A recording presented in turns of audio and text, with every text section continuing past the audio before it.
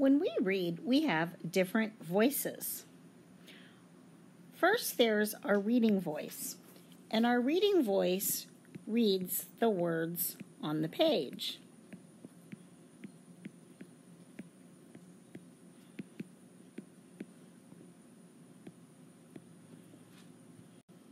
Then we have our thinking voice. It is our thinking voice that we hear in our head.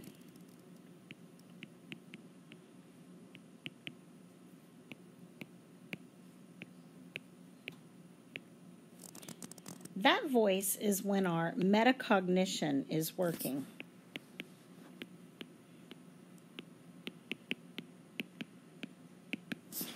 So we need to learn to listen to that reading voice carefully. And then there is that distracting voice. We need to watch out for that distracting voice because that distracting voice will interrupt our thinking. And so we need to turn it off. We also need to be careful about that distracting voice because we don't want to be off task or interfere with others. So we're going to be focusing on our thinking voice. If we're paying attention to that thinking voice when we read, it's helping us understand. And one of the things that our thinking voice often does is it asks questions, or it helps us work on answering questions, ones that others may ask of us or ones that we have ourselves. Here's a questioning song I have.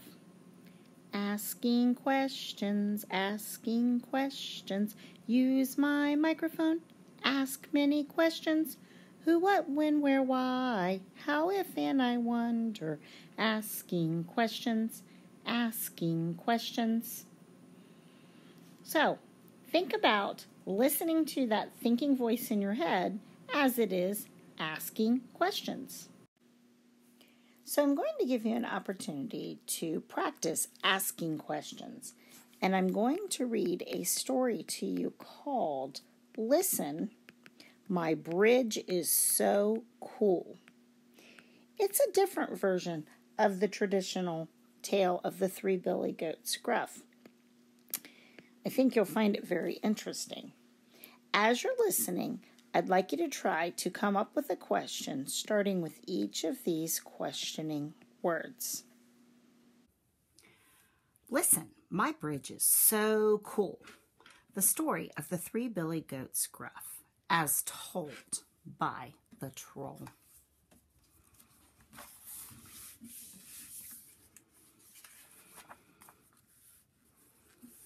Hello, my name is Artie. I'm the troll in that famous story about the goats. You know, the one with the trip-trapping across the bridge. Are you surprised to see me? Did you think I was done for when the biggest goat kicked me off the bridge? Here, have some homemade bread and jam. It's wild strawberry. Settle back, and I'll tell you the real story. I've never been like other trolls. In troll school, I got good grades, which meant I was the worst in my class. Trolls aren't supposed to be smart. Instead of practicing roars and chest thumping, I made art and homemade pies. I wasn't big and clumsy. I didn't even smell bad. Are you sure you're a troll?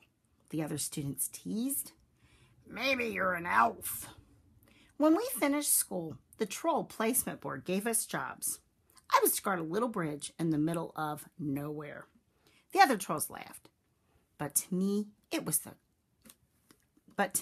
job was perfect. I loved my bridge. In my cozy home, I wrote poetry, danced, and cooked. I even played my flute. Once in a while, I saw three goats in the distance, but as soon as they saw me looking at them, the biggest goat ran away. The other two followed him.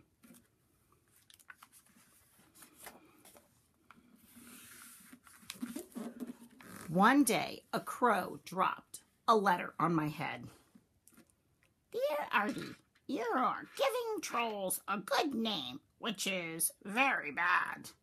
Get mean, or we will remove you from your post. The Troll Patrol.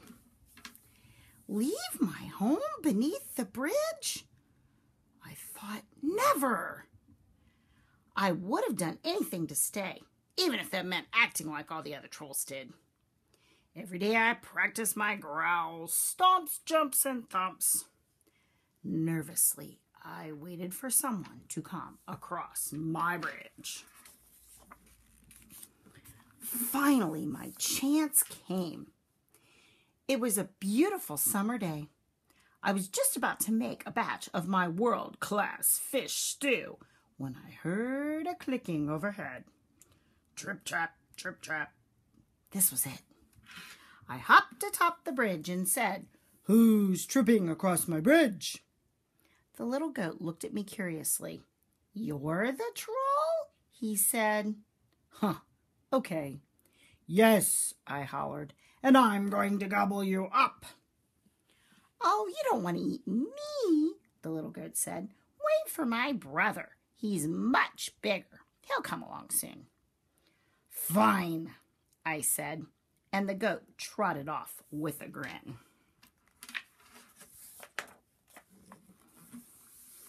Back beneath the bridge, I calmed myself with a few sips of pine needle tea.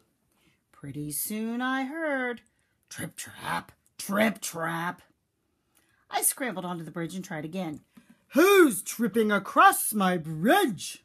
I yelled. This goat was bigger than the first. He didn't seem scared either.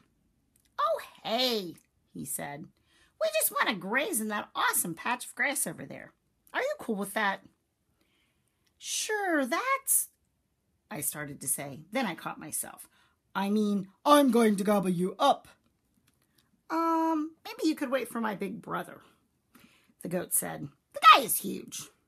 "Fine," I waved the goat off.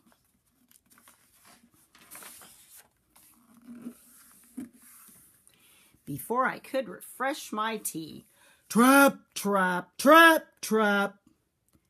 For the third time, I pulled myself onto the bridge. "Who's that tramping across my bridge?" I said to the biggest goat I'd ever seen. I thumped my chest. "I'm going to gobble you up, like right now." "Yep, that's exactly what I'm going to do. Gobble you up. Just watch me."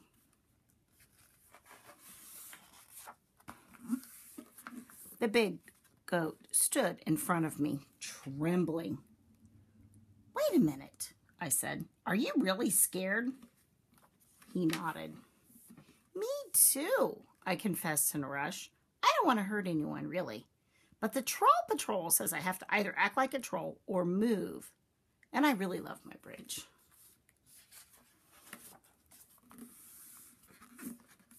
The goat continued to stare at me. "I might be big," he whispered, "but I'm not brave."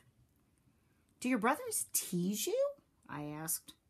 "Sometimes," he admitted. "They didn't think you would actually come to the bridge, did they?" I said. He shook his head. "But you did," I told him. "You were scared, and you came here anyway. So you really are brave." "I am?" he asked. "Yes," I said.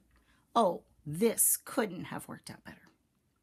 "Let's give them all a good show," I said. "We'll just pretend to fight. Your brothers will change their minds about you, and the Troll Patrol will change its mind about me." And that's just what we did. Grr! Puff! Puff! Puff! Pow!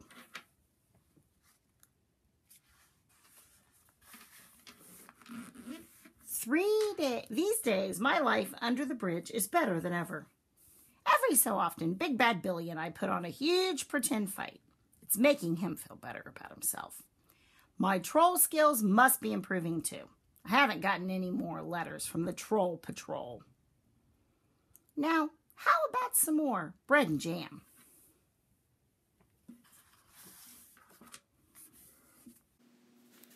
So these are some of the questions that I asked as I read this text. Some of the questions, like this one right here, the answer was really easy to find. For example, on page 8, the letter was signed, The Troll Patrol.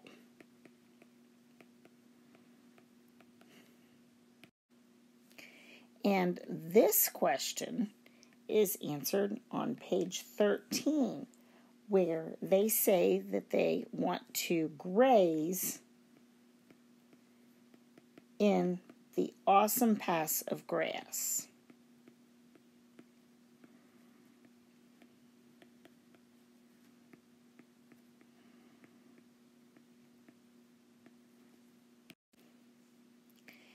This question is answered on page 6, where the troll says that he wrote poetry, danced,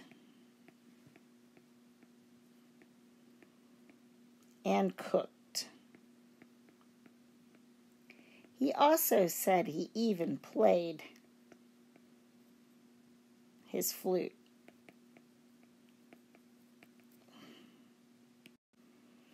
Now, my final question here is a little bit tricky. I have to use clues from the text to kind of figure out why they were fighting, because it doesn't come right out and say exactly why.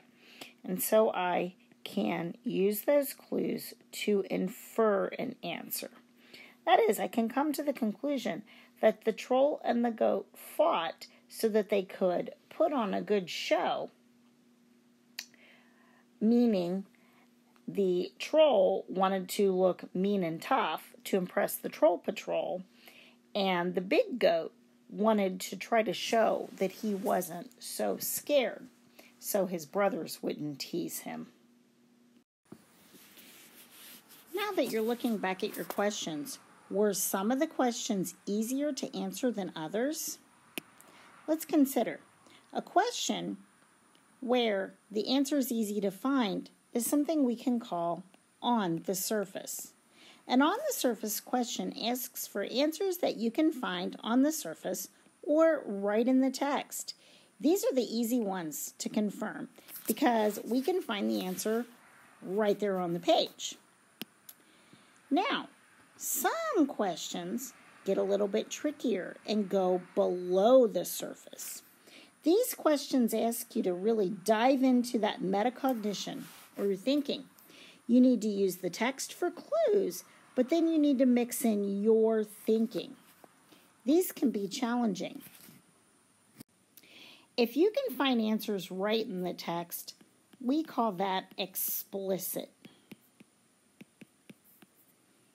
It means that it's stated clear and in detail with no room for confusion or doubt.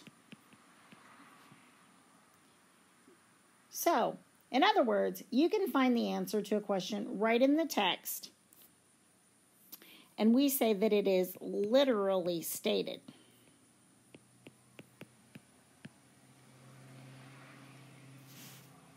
Often, you can answer questions like this using exact words from the text. However, sometimes we really have the tough ones. When we get these below the surface questions, we've got to use a combination of clues in the text and of our thinking. We know this is when real reading takes place. In order to answer the question, we have to infer. We might call this inferring, or we refer to it as making an inference.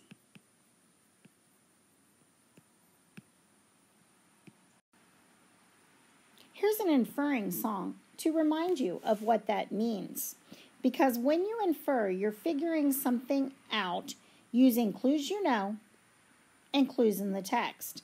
In other words, you are looking for clues and using your schema. Read a text and look for clues. Connect and use my schema. INFER, INFER, INFER, and make meaning when inferring. So when I infer or go below the surface, I like to think of a submarine. And that's why I use that.